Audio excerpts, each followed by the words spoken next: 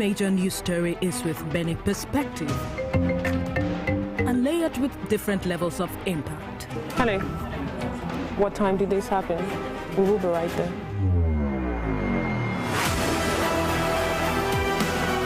At TVC News, we follow the big and major news, gathering the facts, witnessing the outcome. I am here live at the aftermath of the approval of the new national minimum wage. We are TV station of the year, not just for breaking news, but for being first, fair and accurate. TVC News, first with breaking news. In the month of November, 25 years ago,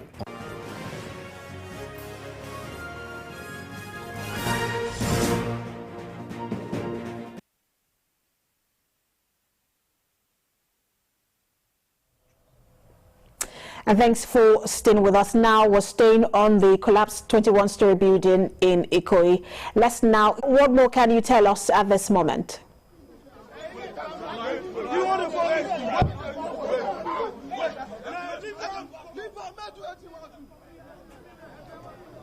Okay, so as you can see that the area is a bit, go in there and save as many persons as they can. So that's why you have this. That's why you have this thing here. People outside have been hustling or rushing to.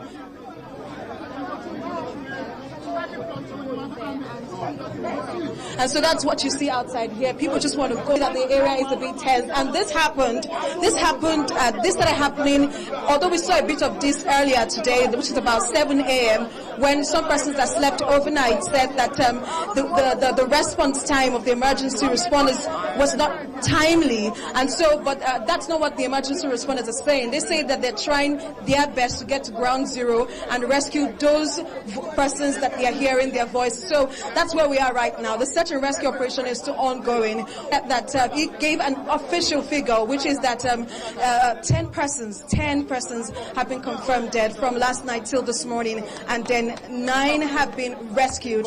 Some of them taken to the General Hospital in Odo. That's on the island here, the General Hospital here in Odo. And for those who have died, some of them, those bodies have been taken to the General Hospital in Bagada. And it's good you brought up the issue of the response time to on the rescue effort, because we seem to be hearing getting some level of dissatisfaction from those who are around there, but it's also a very technical thing to do. So no one really understands what's going on. But Sarah, talk to us about what you're hearing from those who have loved ones. What were they doing there? Were they part of the construction workers? Were they just sitting around? Who are they? Those who have loved ones, who are they?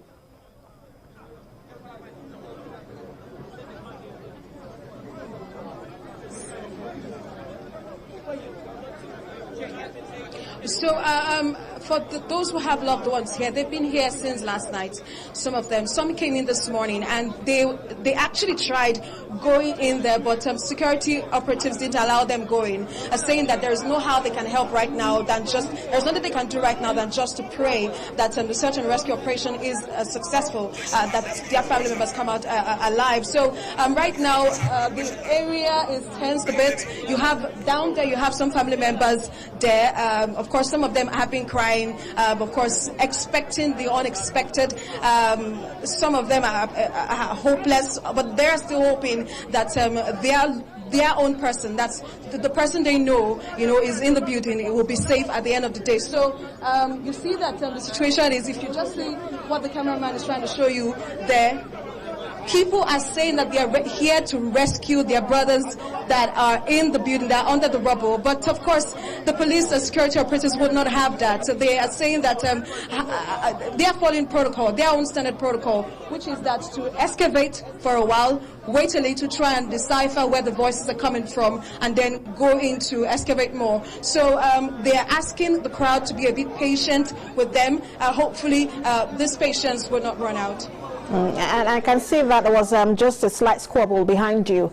And people are traumatized at this moment. It must be an emotional and a really sad moment for them. So one can understand how somehow they are reacting. Thank you so much, Sarah, for this update. We'll come to you for more in the course of the bulletin. Now, let's take a break. When the news returns, we'll bring you more updates on the collapsed building.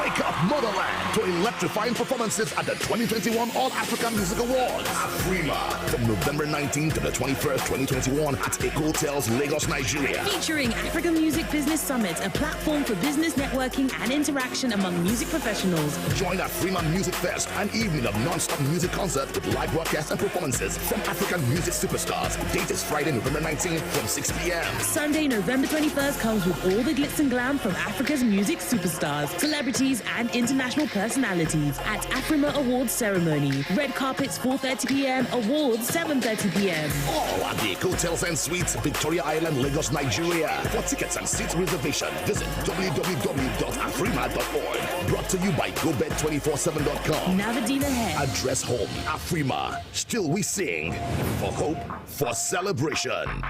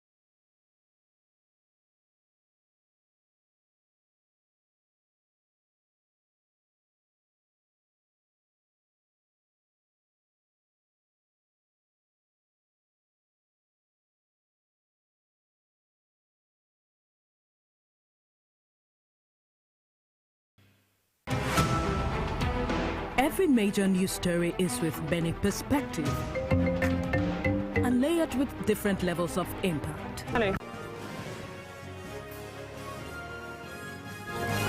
Our top stories this hour. We told you that gunmen have invaded University of Abuja staff quarters, kidnapped lecturers and their children. And we're also staying on the search and rescue operations still ongoing at the site of the collapsed 21-story building in Ikoyi. And still to come, out of Nigeria, world leaders promise to end deforestation by 2030. And in sports, Manchester United look to make it 3 straight victories in the Champions League when they take on Atalanta tonight.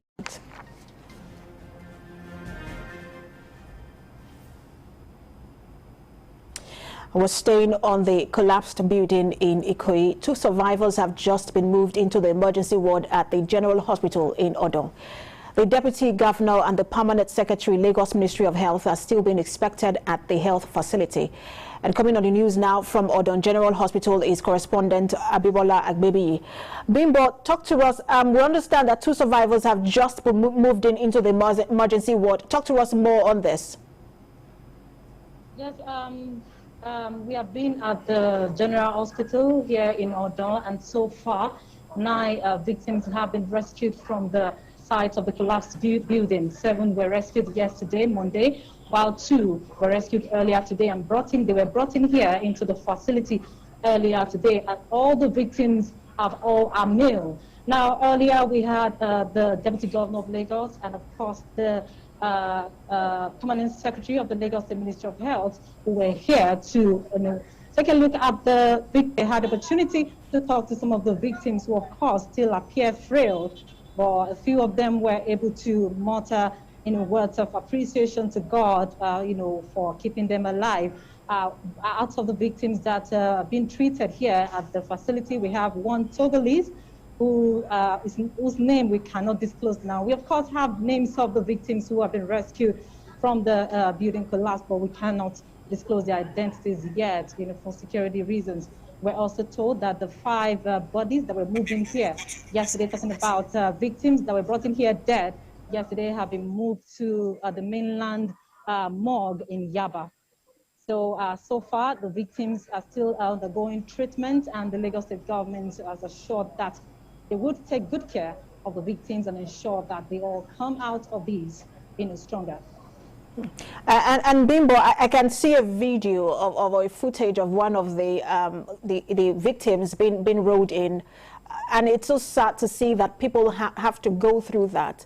Do we know the degree of injury and what they are being taken to? Okay, from what I saw, the 2 victims that were brought in here earlier are presently in a critical state. One of them, who, of course, journalists were trying to talk to, couldn't say a word, but there was a particular one that was able to mutter a few words, and that's the one that kept saying, "Thank God, thank God," and that was all he could say while he was being moved into the emergency ward. Precious. And what I'm sure that loved ones might have gotten there by now. What are you hearing from the loved ones and family members? Of course, some family members were here earlier, and then, as we know, it's a very difficult time for other family members. There was a particular woman who was rolling on the ground in the morning, crying and praying to God. I guess one of relative happened to be one of the victims in there. And that was, she couldn't talk to journalists because we tried to speak to her, but of course, the state she wasn't a good time for us to talk to her. We still have a few of them hanging around the facility here, hoping and praying that there are people in there come out of the situation alive. Precious. And just quickly, Bimbo, do we know who these people are in terms of the role they were playing at the building? Were they part of the construction or just people who were around the building? Yeah, for the persons whose names I have with me, about 6 of them happen to be workers, on that site, and that's all I can say, about what they do there. Precious. All right, thank you so much, Bimbo, for this update. A really devastating development. All right, let's turn attention now to other stories, but just as a devastating development as well is the World Day to End Impunity for Crimes Against Journalists, and statistics paint a gloomy picture for freedom of press. Data released by the United Nations Educational, Scientific and Cultural Organization shows that 1 journalist has been murdered every 4 days in the last decade, and that the killers walk free in 9 out of 10 cases. This is why the theme for this year focuses on strengthening investigation and prosecutions. And joining me now for more on this is veteran journalist and author Richard Akinola. Good to have you join us. Thank you. All right, so let's get your thoughts on this situation in terms of crimes against journalists in Nigeria. For example, we saw during the NSAS memorial how journalists were arrested and then later released when the Commissioner of Police got to the scene.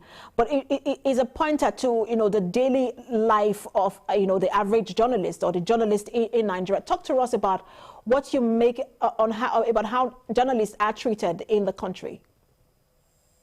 It's quite unfortunate because over the years, law enforcement agents have always seen journalists as endangered species, because from experience during the coverage of various demonstrations, even peaceful demonstrations, you see how law enforcement agents have been high-handed against journalists.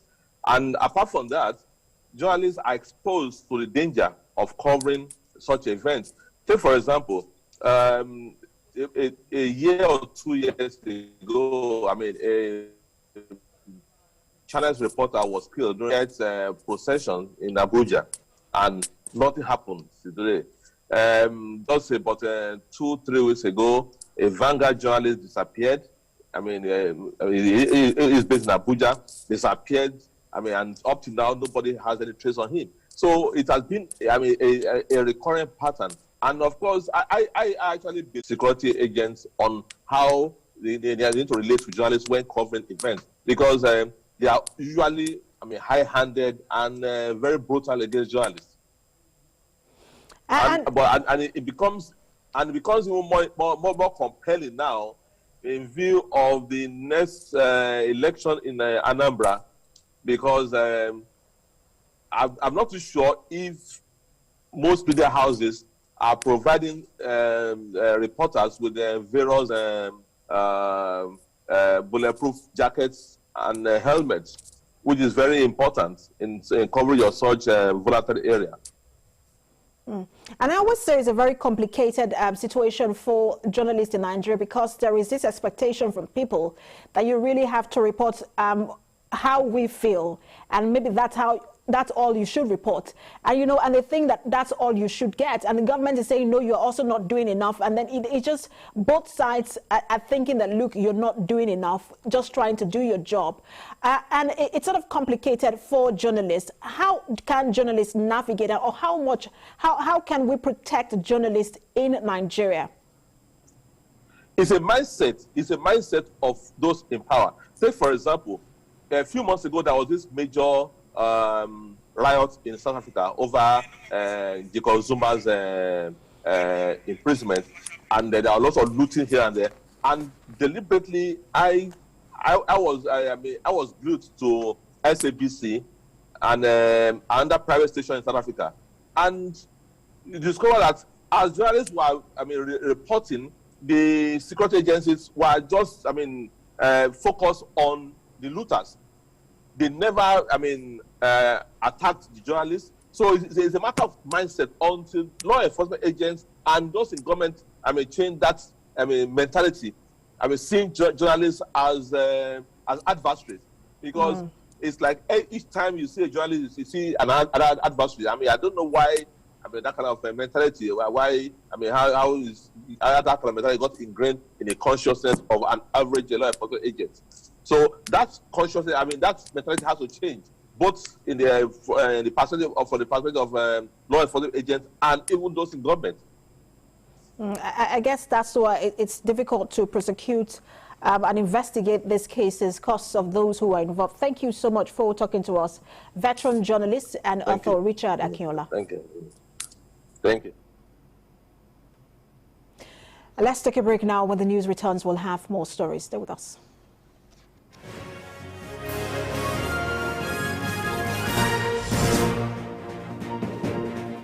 The winner is...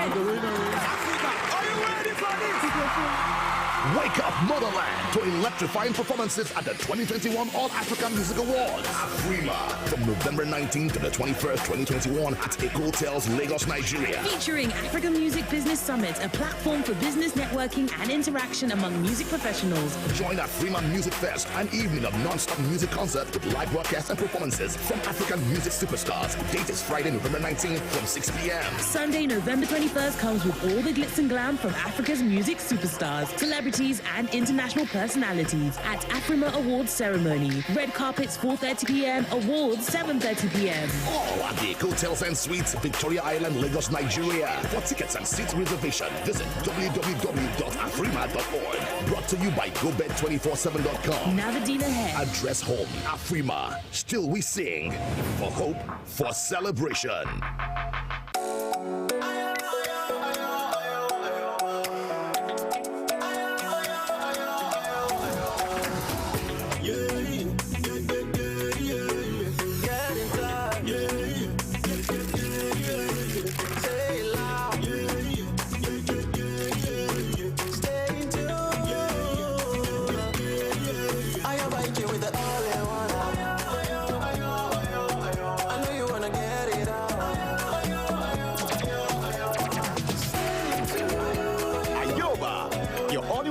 That lets you chat, call, read, play, and listen to music. Enjoy Ayoba with MTN. Download Ayoba now. The winner is... Are you ready for this?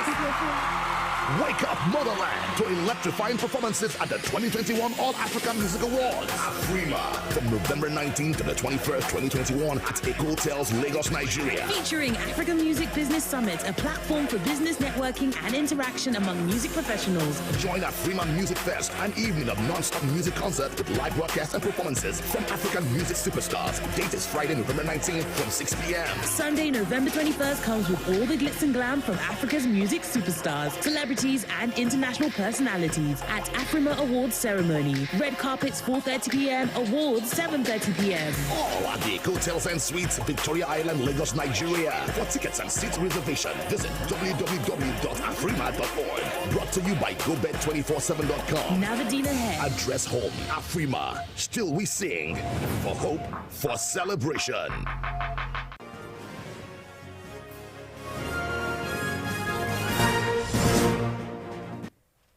And you're watching TVC News at 1. Vice President Yemi Osinbajo has challenged Nigerian youths to keep faith in the country and remain optimistic.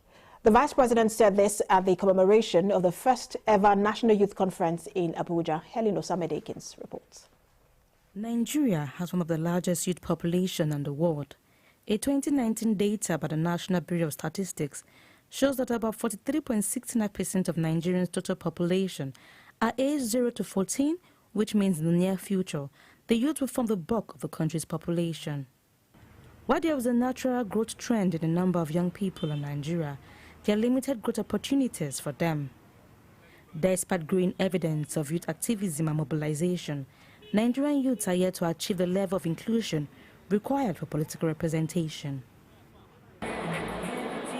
Here at the National Youth Conference in Abuja, Vice President Yemi Osinbajo reassures youth of government's commitment in ensuring that they are not left behind in nation building. He calls on the youth to continue to believe in the country. You are at the most developed time in the history of the world. You are at the most developed time in the history of technology in the world. Everything that you have today was much, much better than previous years. So with this, you can shape not just your destiny, but the destiny of your nation. It's up to you to use them well. Refuse to succumb to hopelessness and easy cynicism. By all means, you must learn the lessons of history and be diligent students of memory. But the future will be defined by our capacity for visioning and innovation, imagination and reimagination, invention and reinvention. That is what will determine the future. The decision, therefore, to hold a delegate-based National Youth Conference such as this was not a difficult one. After all, it is the season of the youth, with the radar on them as solution providers and the midwives of a better and more secured future. The National Youth Conference is a day dedicated to celebrate Nigerian youths, dialogue on issues affecting them, and profile workable solutions. The conference, which is first of its kind, have youth representatives from different parts of the country. It is the belief that despite its enterprise, energy and dynamism, the generation of the Nigerian youth may not see the change it wants without the knowledge of how the Nigerian political system works and actively participates in it. Helen Osamedekins, TVC News, Abuja. And to the latest from the Nigeria Center for Disease Control, the agency confirmed 90 COVID-19 cases across 7 states and the Federal Capital Territory on Monday. The NCD said the report for Monday includes 22 and 11 cases reported from Lagos on October the 31st and November the 1st, respectively. According to the agency, 217 persons were discharged after recovering from the virus, while 2 persons died, increasing the total number of fatalities to 2,898. Currently, Nigeria has 212,051 confirmed COVID-19 cases and 203,338 recoveries.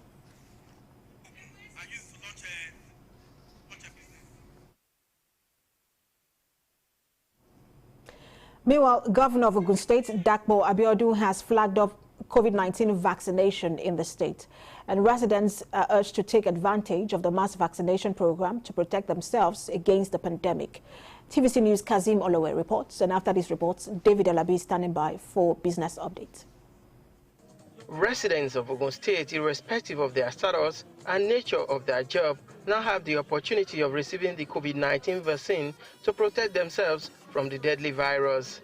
The flag-off of the mass vaccination was done by the governor, who admonished residents to always take issues concerning their health seriously. He noted that the state and the federal government is committed to improving the healthcare system in the country. Today, we are particularly pleased to share in the joy of the liberty from the pandemic.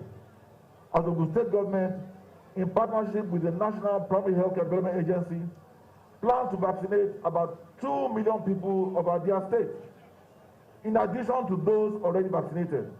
It is a fact that since the review of the national guidelines on vaccination, each of the states is expected to immunize at least 40% of its citizens to boost the herd immunity against COVID-19. This is why the vaccination has continued to be conducted in phases in Ogun State with commendable results. Now that we have the vaccines in the current expanded delivery model, the agency has set an ambitious target to vaccinate at least 50% of eligible population by January 2022. While this is the generic model proposed by the agency, we expect states, just like we have seen in Ogun State, to use their local knowledge, experiences, and context to customize this approach to fit the reality on ground. Other stakeholders declared their support for the mass vaccination and promised to support government in sharing the information to the grassroots in order to guide against untimely death. Sir, I want to tell you that all the partners in the state have gathered momentum to support the successful execution of this mass campaign in Ogun State. And we promise you that we will not let you down. After the index case of COVID-19 in Nigeria was discovered in Ogun State in February last year, the state has remained focused in preventing further spreads of the virus. Ogun State is also the first to receive the vaccine in the country.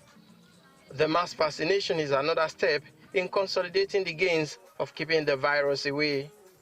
Kazim Olowe, TVC News, Abeokuta.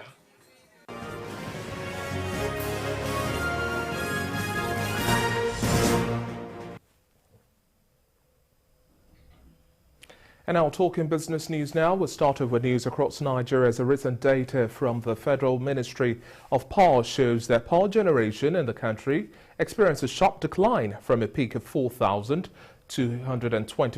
megawatts to 3,844.3 megawatts in the period of 24 hours between Sunday and the early hours of Monday. Now, in a twist of events, on Monday, this makes it exactly 8 years since the power sector was privatized officially. Operators have stated that electricity on the grid as at the 1st of November 2013, when the sector was privatized, was around 3,400 megawatts, meaning that the sector has been struggling with the power generation and supply in the past 8 years.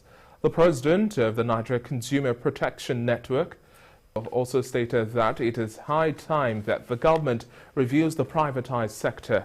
He also states that Nigeria has no accurate customer data, adding that this is conservatively put at between 8 million to 12 million. And away from the power sector now, the Nigerian Investment Promotion Council has announced that a total of $8.99 billion was tracked as investment announcements in 33 projects across 8 states in the country. The Executive Secretary of the NIPC, Emeka Ofo, made this known during the third quarter NIPC briefing with the Commerce and Industry Correspondents Association of Nigeria. Mr. Ofo also reveals that the Commission is tracking investment announcements through the NIPC intelligence newsletter, adding that investment announcements give us the means of giving a fair sense of investors' interest in the Nigerian economy. Also further notes that in line with the course of delivering its mandate, the Commission is sustaining its engagement with the subnational government through the state investment promotion agencies, which it says is aimed at expanding the current coverage of the Nigerian Investment Certification Program for states.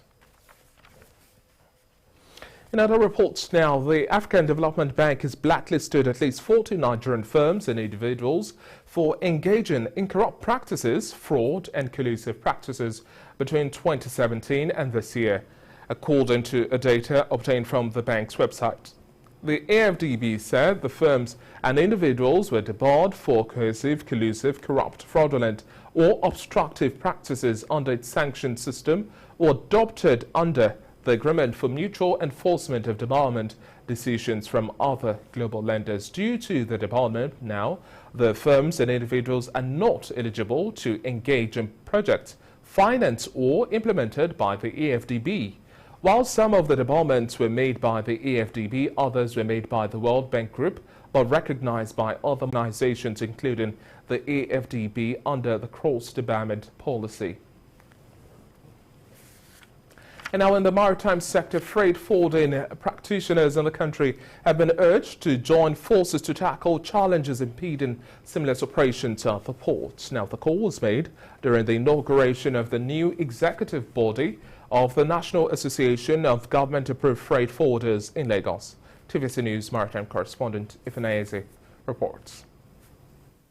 The large turnout of representatives of the several freight forwarding associations in the port to the inauguration of the new executive body of the National Association of Government-Approved Freight Forwarders is indicative of a new paradigm in freight forwarding practice. The swearing-in ceremony of the National Executive of NAGAF is providing the needed platform to forge a common front to push for efficient service delivery in the port. The port operation is not that we don't know what the problems are, but because of the division, we could not fight it. It has been ANAC on their own, NAGAF on their own, but now NAGAF and ANACA speaks with one voice. The synergy has actually helped us to catalyze effective operational process at Onne Seaport chapter. And we are already seeing such things working at the national level. The conviction is that the synergy will also provide the needed muscle to challenge the excesses of shipping companies and terminal operators. Somebody ship a container from China, example, say this cargo should go to Apapa port, and you decided to take it to Gonde terminal without the owner, notification of the owner, and you are charging him transfer charges. Why? And the Shippers Council said nobody should be charged transfer charges, but the Shippers Council did not do the follow-up. That is another major problem we are having in this industry. Day before, sometime last week, there was a meeting called by the CRFFM. The shipping companies did not come because they knew what they are doing.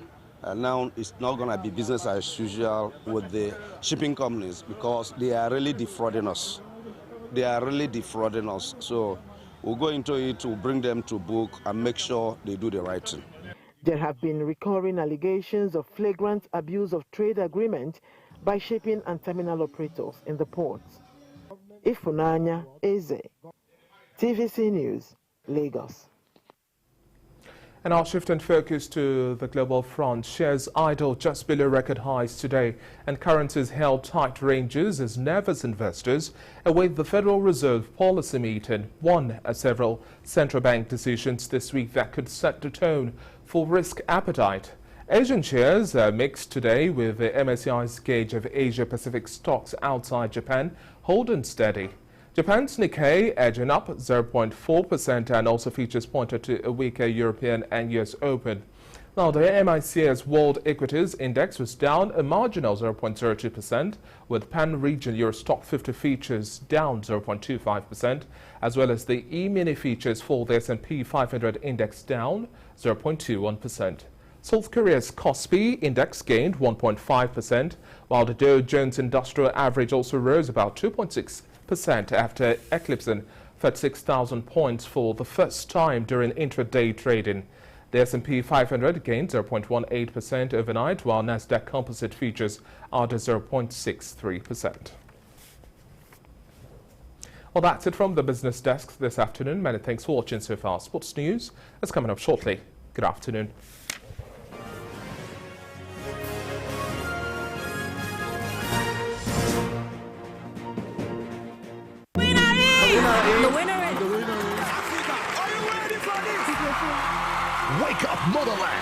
electrifying performances at the 2021 All African Music Awards. Afrima from November 19th to the 21st, 2021 at Ikoyi, Lagos, Nigeria. Featuring African Music Business Summit, a platform for business networking and interaction among music professionals. Join Afrima Music Fest, an evening of non-stop music concerts with live broadcasts and performances from African music superstars. Date is Friday, November 19th from 6 p.m. Sunday, November 21st comes with all the glitz and glam from Africa's music superstars, celebrities and international personalities at Afrima Awards Ceremony. Red carpets 4:30 p.m, awards 7:30 p.m. All at the Hotels and Suites, Victoria Island, Lagos, Nigeria. For tickets and seat reservation, visit www.afrima.org. Brought to you by GoBed247.com. Now the deal ahead. Address home, Afrima. Still we sing for hope, for celebration.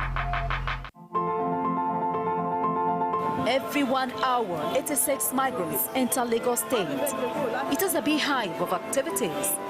Every second counts in this city that never goes to sleep. There is always something to talk about. We go the extra mile to tell the story of Africa's 5th largest economy. We track happenings on land, on waterways, and in the air. We go against all odds to ensure that you are heard. 25% of the entire spread of Lagos is covered with water. I'm Adedoja Salamadini. I live in Lagos.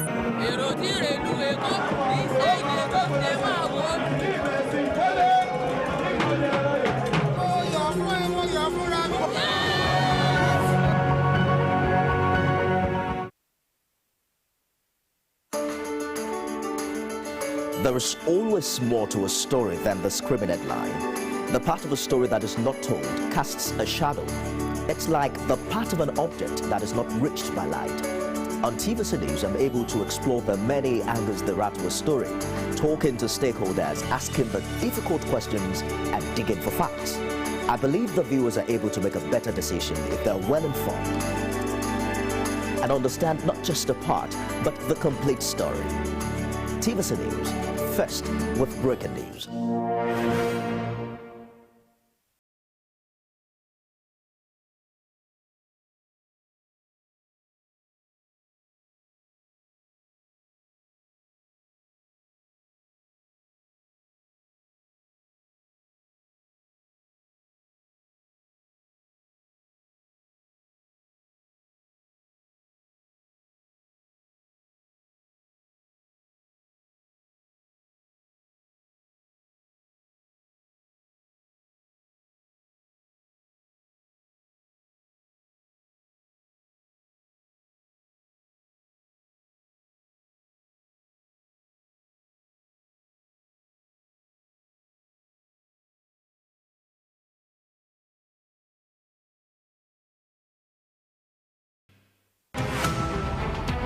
Every major news story is with many perspectives and layered with different levels of impact. Hello. What time did this happen? We will be right there.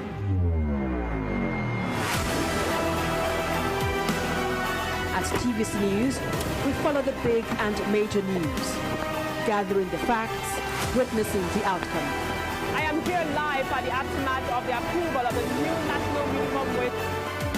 We are TV station of the year, not just for breaking news, but for being first, fair and accurate. TVC News, first with breaking news. In the month of November, 25 years ago, on the 7th of November, an ADC airline flight crashed at Ikoyi, a suburb of Lagos, killing 114 passengers and crew. This again brings the aviation sector under focus. On the 10th of November 1995, Niger Delta environmental activist Ken Sarawiwa was executed by hanging. 26 years after, has the question that led to his death been answered? The 14th is dedicated to creating awareness on diabetes, which is responsible for over 1.5 million deaths globally per year. On the 16th, the world marks International Day for Tolerance. And on the 17th, International Students' Day will be marked. 19th is for the male gender on International Men's Day. And on the 25th, Efforts to end gender-based violence take center stage as the world marks International Day for the Elimination of Violence Against Women. Stay with TVC News.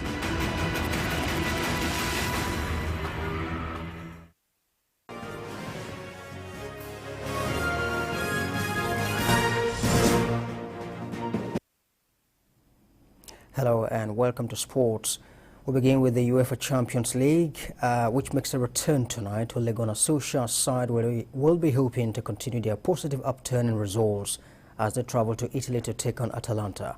We'll preview the game and other fixtures in the following report. Manchester United will be aiming to make it 3 straight victories in the Champions League when they head to the Ikoyi Stadium on Tuesday evening to take on Italian outfit Atalanta BC. The Red Devils are currently top of Group F, collecting 6 points from their first 3 matches, while Atalanta are third in this section, just 2 points behind their opponents in Bergamo. Atalanta took a 2-goal lead at Old Trafford in the reverse fixture on October 20 with Mario Palasic and Mary Demirai on the score sheet. But Man United hit back in spectacular fashion, scoring through Marcus Rashford, Harry Maguire and Cristiano Ronaldo to secure all 3 points on home soil. Shaw, useful. Manchester United will enter the contest off the back of a 3-0 win over Tottenham Hotspur in the English Premier League on Saturday night. And Ole Gunnar Solskjaer says the team is in high spirit and everyone will be willing to help the team. When you're at a place like this, as I've said, we've got so many players and we don't have time for anyone to sulk or not give energy to the team. If you're not in the starting 11, you are there to support your teammates and you come on and you do your best when you come on. If you don't even come on, what's the single most important thing you can do to help the team? And the attitude was spot on. So, yeah, I understand players they want to play. No one's happy when they don't play, but the squad morale has been really good, and it has to be. It cannot be, okay, we've done 1 game now and then everyone's thinking about themselves. It's a team before any individual. Atalanta has won 2 games, lost 2 and drawn 2, while Manchester United has won 3 games, lost 2 and drawn 1. In the other games, Malmo will host Chelsea, Young Boys will travel to take on Villarreal, Bayern Munich are at home to Benfica, Wolfsburg will do battle with RB Salzburg, and Juventus will play Zenit. And Gremio's horror season has hit a new low after fans responded to their defeat against Palmeiras by invading the pitch. The fans vandalized VAR gear, fought in the stands while players hid in the tunnel. Tensions are high with the club in crisis and barreling towards a shock relegation from the Brazilian Serie A. Elias' equalizer was chalked off for a questionable offside, denying Gremio the chance to level before Breno Lopes sealed second place Palmeiras' 3-1 victory in injury time. Well, Antonio Conte is expected to take training today, with Tottenham set to confirm new boss' arrival on a £13 million a year, 18-month deal. Spurs are trying to insert an option for another year in the contract. Nuno Espirito Santo was sacked as Spurs head coach, and the club confirmed the Portuguese departure just before 10 a.m. on Monday. The club's increasingly influential director of football, Fabio Paratici, has moved quickly to identify Nuno's replacement, with a deal in principle for former Chelsea boss Antonio Conte. At Barcelona forward Sergio Aguero has been told to rest for 3 months because of a heart problem. A preliminary diagnosis suggested he was suffering from heart arrhythmia.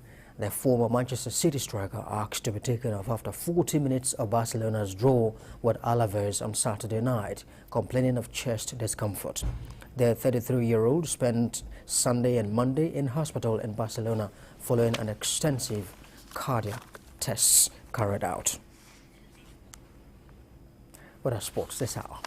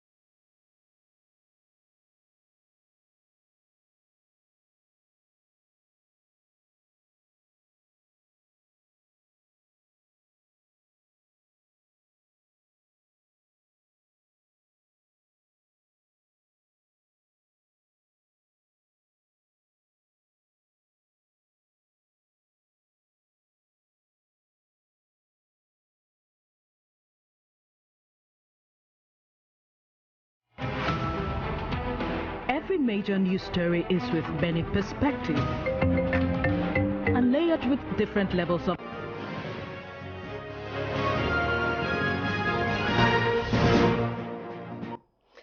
Thanks for staying with us. Let's bring you the latest on the COP26 summit, where more than 100 world leaders have promised to end and reverse deforestation by 2030 in the COP26 climate summit's first major deal. Brazil, where stretches of the Amazon rainforest have been cut down, was among the signatories on Tuesday. The pledge includes almost £14 billion of public and private funds. Experts welcomed the move, but warned a previous deal in 2014 had failed to slow deforestation at all, and commitments needed to be delivered on. Felling trees contributes to climate change because it depletes forests that absorb vast amounts of the warming gas CO2. UK Prime Minister Boris Johnson, who is hosting the global meeting in Glasgow, said more leaders than ever before, a total of 110, had made the landmark commitment. And that's the news this hour. Coming up next is Business Nigeria, and David Alabi is standing by.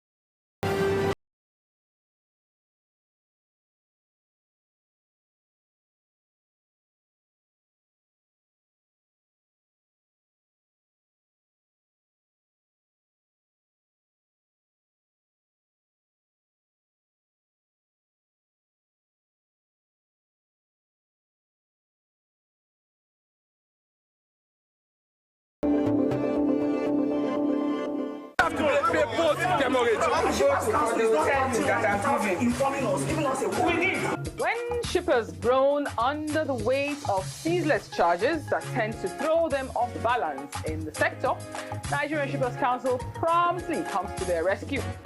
Shippers Council saddled with manual operations, the lead agency.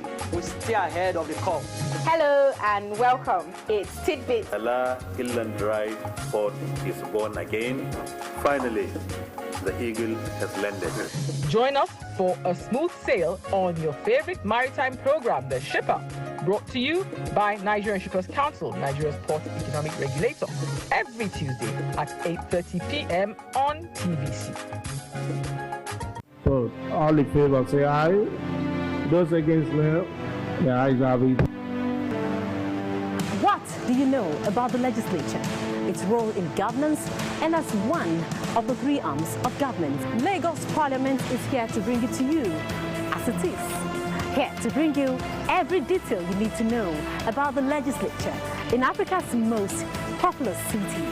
On Lagos Parliament, you get a chance to meet the lawmaker of the week. Events are critically reviewed. You can also observe plenary in Yoruba language.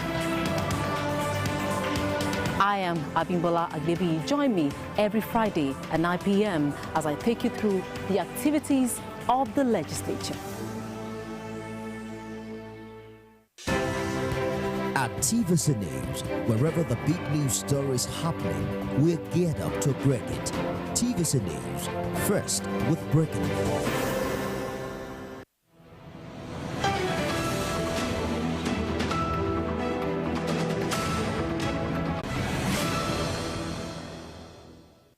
Hello there, and many thanks for joining us.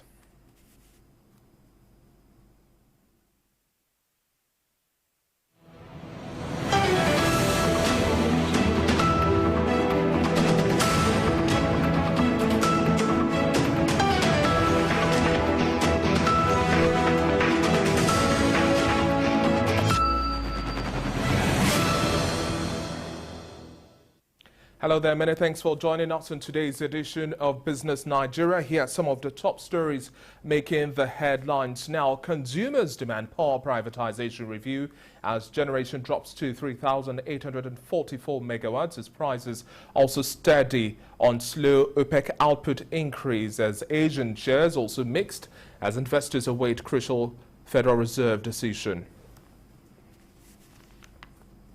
On our interview segment of the show today, now we're going to look at conversations around assessing the state of the Nigerian economy through the lens of the proposed revised revenue sharing formula amid federal government's revenue shortfall. And we'll also be having updates as we have them recorded from Ikoyi and conversations from there as we look at the amount of loss recorded by 4 homes, including the managing director, which we had previously in one of our editions here on the Business Nigeria desk. Many thanks for staying with us. It's now time to bring you the latest from the Federal Ministry of Power.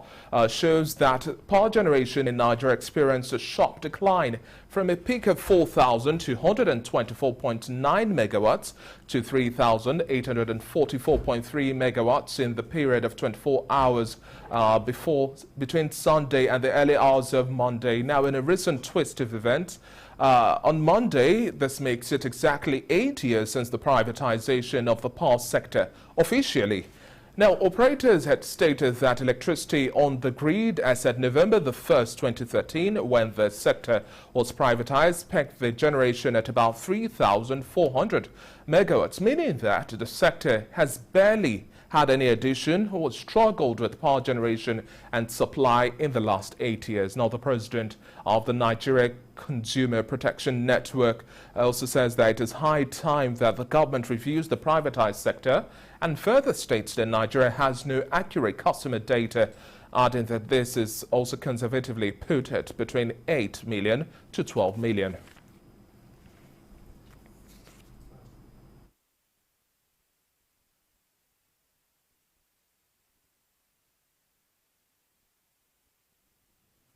Away from the power sector now, the Nigerian Investment Promotion Council has announced that a total of $8.99 billion was tracked as investment announcements in 33 projects across 8 states in the country. The executive secretary of the NIPC, Emeka Ofo, made this known during the third quarter NIPC briefing with the Commerce and Industry Correspondents Association of Nigeria. Mr. Ofo also reveals that the Commission is tracking investment announcements through the NIPC intelligence newsletter, adding that investment announcements give as a means of a fair sense of investor interest in the country's economy.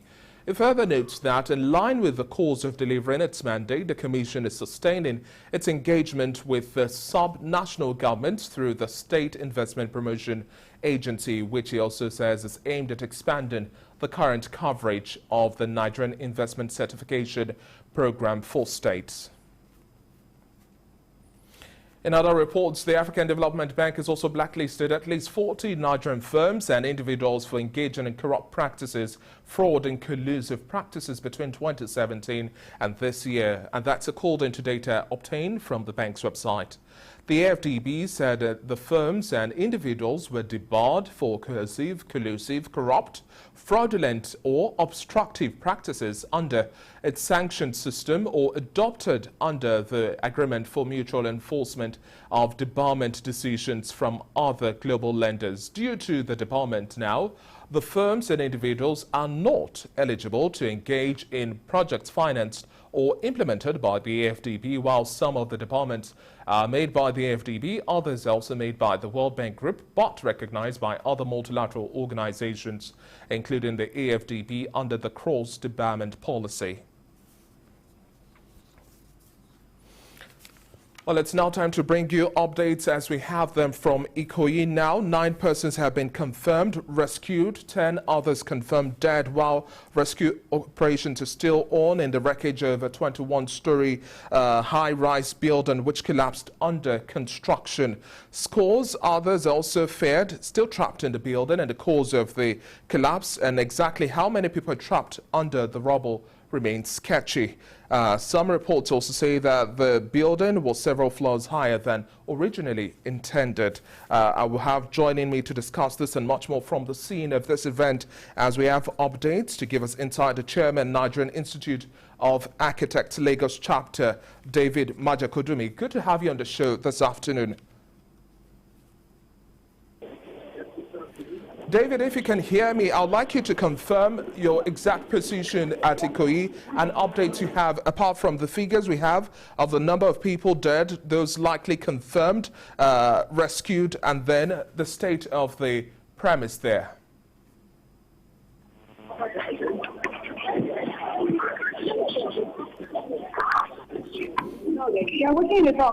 Well, we'll just like to bring you some updates. Earlier recorded pieces we had as rescue operations are still ongoing on the Gerard Road in Ikoyi, where a 21-story building which was under construction collapsed. Now, so far, 10 people have been confirmed dead and many others are still feared trapped under the rubble. The atmosphere is still a bit tense as bodies are still scouted for to take out of the rubble. We have more of this and much more in this earlier report, which was prepared in the day. Ikoyi is a highbrow area known with luxury homes and apartments.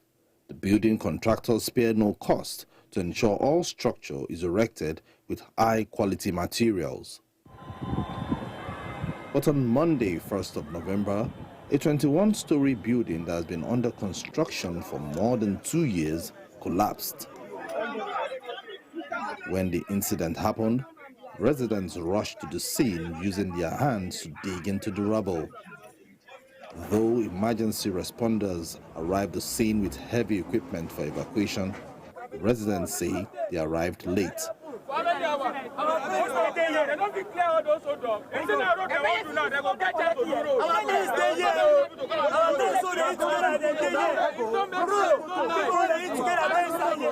4 people have been confirmed dead, 4 rescued alive and rushed to an undisclosed hospital as at the time of putting this package together. Throughout the whole night, because we can't leave it. We are still having the people complaining that some are still alive there and we cannot live there. So we are going to be here throughout the whole night. To all the rescue agencies. No, nobody can give. Neither NEMA or LASEMA or police, none of the rescue teams can give the actual video of the people on the ground when it collapses. Okay. It's only the site engineers that can give. Okay. It's only so those who have engaged, those working, that can give how many can give. We are not here when it happens. Because when it happens, we are told. And we have to come in. At the end of the day, we now have to know. Then we'll account for it. But now, it's too premature. We cannot know how many until the rescue mission is complete. Well, the accidents can happen. Shouldn't be put out from the because I'm an engineer. Things can be failed, but to the best of our ability, we follow regulation, we follow standards.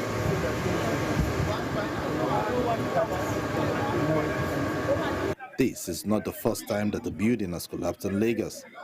In 2019, 2 buildings caved in, including one housing a school, leaving dozens of people dead.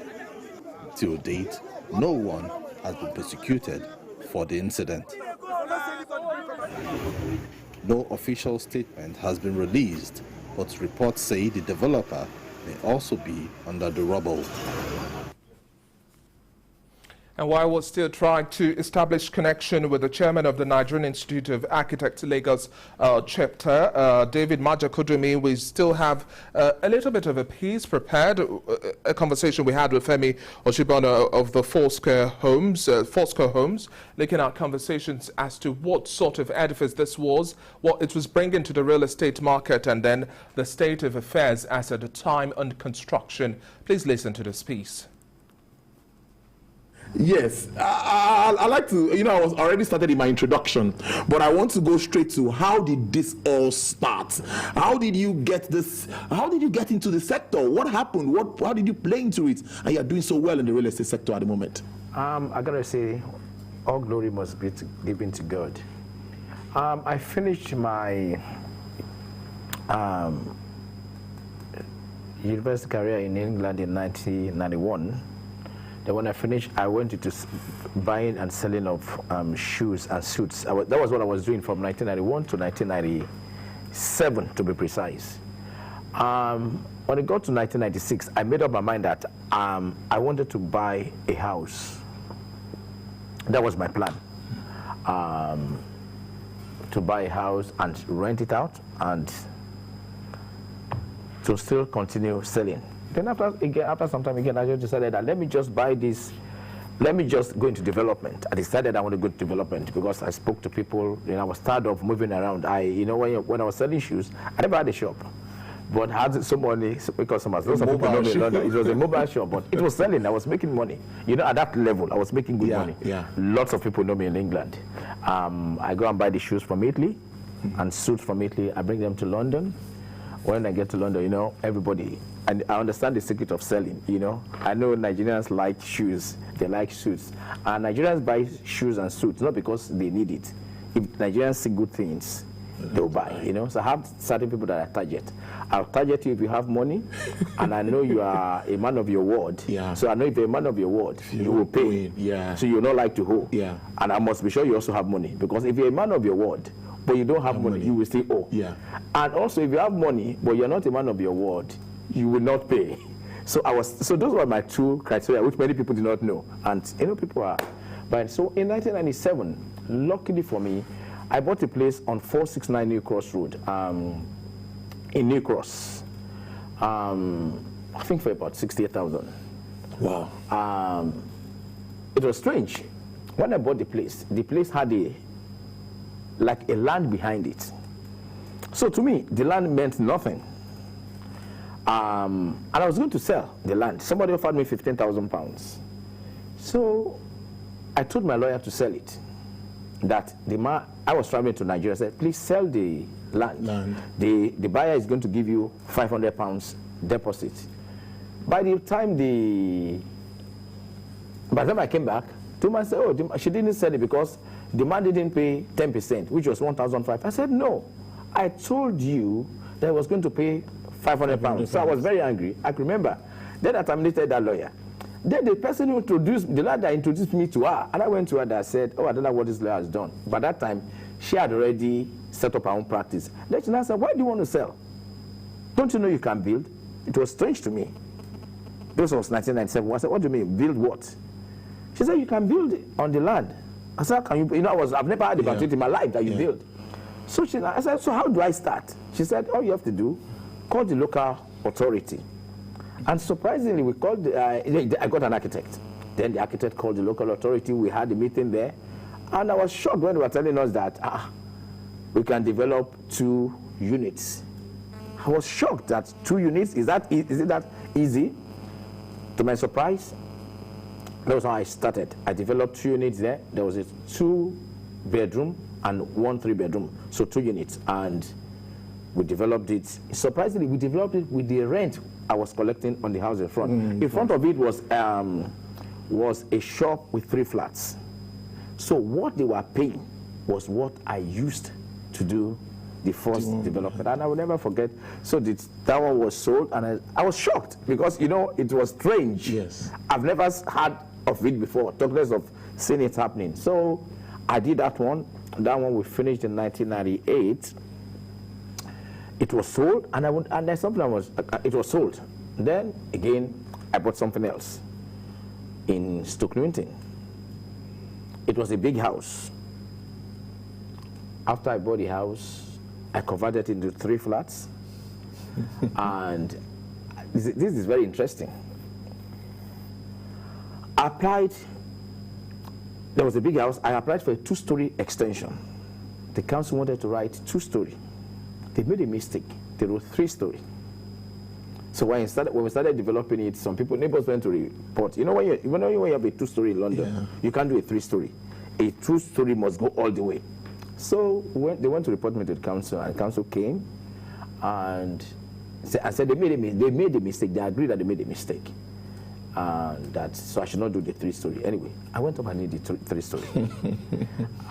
Then we went for a committee. At the committee, I won. So that's how we did the 3-story. At that time, 1999, I will never forget, when I bought that property, stability was down. You can't believe it. It was as if I came to increase the price. Number 8 BT Road, that is the address of the property. By the time we built it, the price, the profit we were thinking of making, the profit doubled. And I need to tell you this, when I even bought this particular property, people told me that I might not make money. But to cut the story short, sir, made a lot of money. So that was in 1999 to 2000. After finishing that project, I went further to Peckham. If you know about Peckham, Peckham used to be a slump. Nobody wants to live in Peckham. I bought the land in Bafford Road, year 2000 May. Again, when I bought Peckham, you can't believe it, Peckham started going up. Was there any reason for buying Peckham? The answer is no, that was all was just available. But the secret is that I believe God had already planned my life from the beginning. So I bought that place in Peckham. I did 2 houses, number 41 and 42 Bafford Road. This will surprise you. I never knew the property had gone so high. I sold the first one for 185 because I thought 185 was a good deal. The second one I sold for about 250. Apparently, when I sold the first one for 185, properties were already 240. I did not know. I was shocked. Again, Peckham started going on. If you know the history of Peckham today now, those type of houses are going now for about 500,000, 600,000 pounds. Oh. So from there, I entered the property market. Then I came back to Nigeria in year 2000. After finishing